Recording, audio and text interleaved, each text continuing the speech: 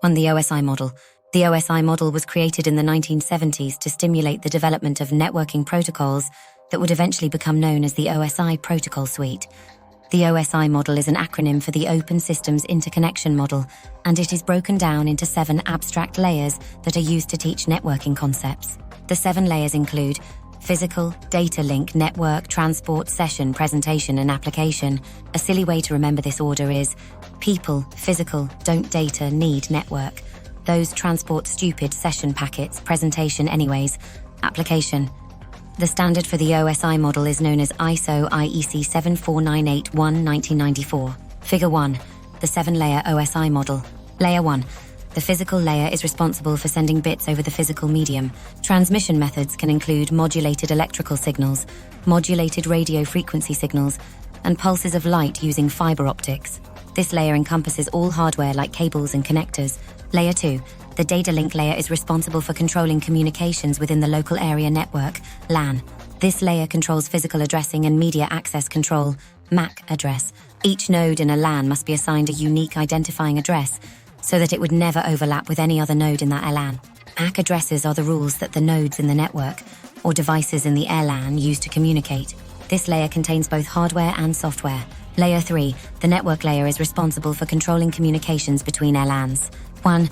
Functions of Layer 3 include logical addressing, routing, and prioritization. Logical routing is where a device is identified, first by what network it belongs to, and then which device it is within that network.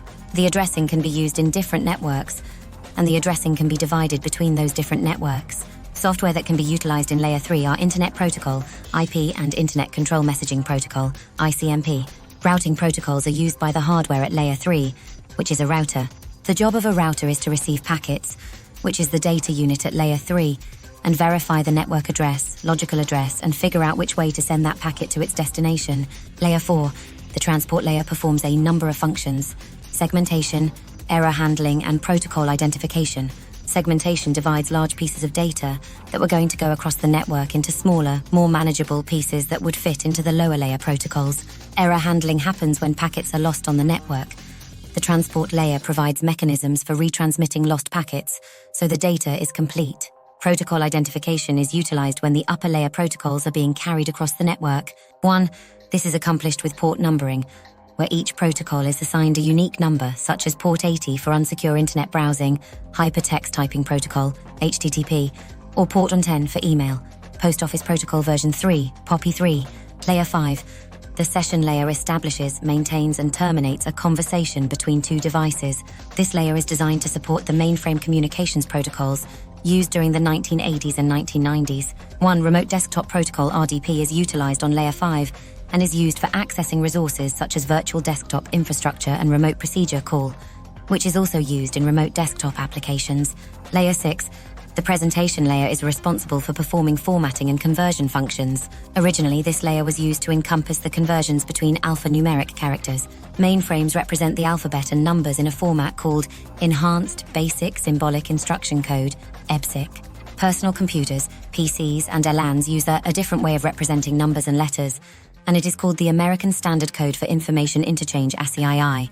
So if you are going to send data between a LAN and a mainframe, there has to be a way of converting alphanumeric values between the two assets. This layer has been expanded over the years to include things like data formatting. One example of data formatting is converting one type of picture format into another, like PNG to JPG. Data compression and data encryption are also present in this layer during network transmission. Layer 7. The application layer provides resources for user applications. This layer's job description is to provide utilities and protocols that support user applications.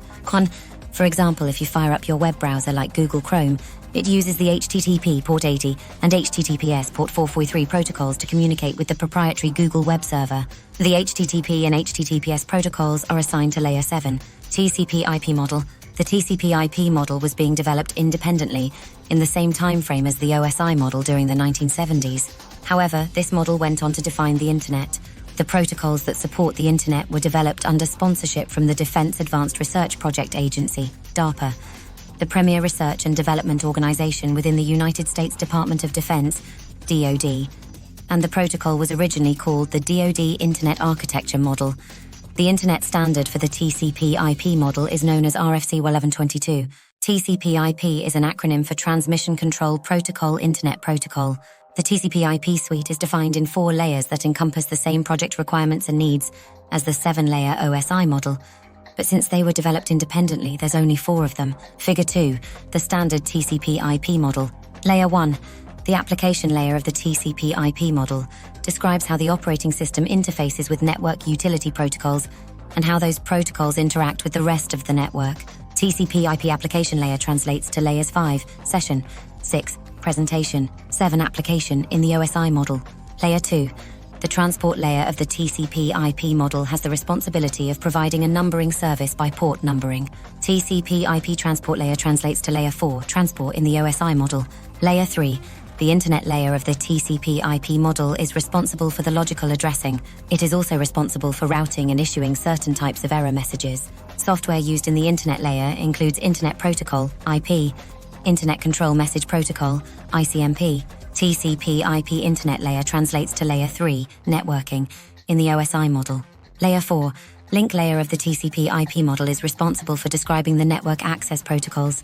It also describes the physical layer used to transport bits of data. TCP/IP network access translates to layer 1, physical, and layer 2, data, of the OSI model.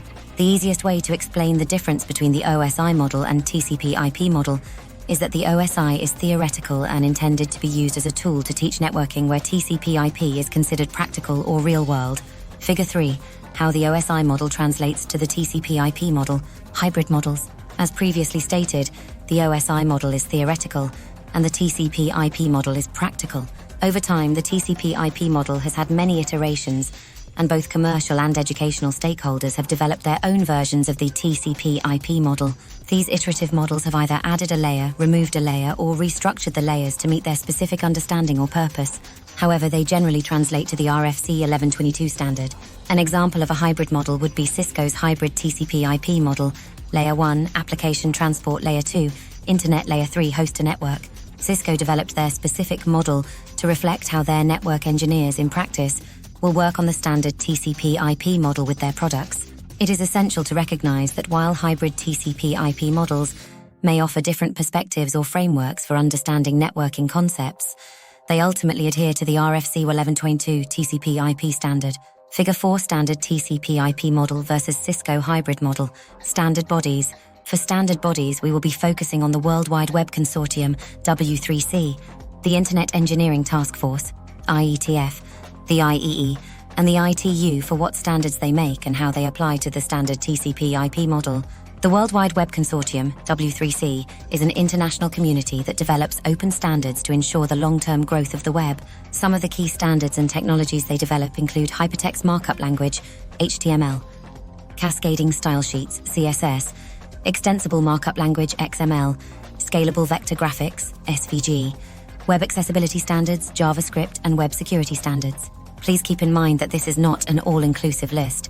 The W3C technologies can be applied to the application layer of the TCP/IP model. The application layer is where the communication services and application protocols reside. This layer interacts directly with end-user applications and their technologies like HTML, CSS, JavaScript. The Internet Engineering Task Force, IETF, is a decentralized open international community of network designers, operators, vendors, and researchers whose primary stakeholders are responsible for creating new internet architectures and internet standards. The IETF is accredited with the creation of the following technologies and standards: IPv4, IPv6, Transmission Control Protocol, TCP, User Datagram Protocol, UDP, Internet Protocol Security, IPsec, Dynamic Host Configuration Protocol, DHCP, and Border Gateway Protocol, BGP. Please keep in mind that these are just a few of their technological accomplishments and standards. The IETF's expertise lies within the application and internet layers of the TCP/IP model.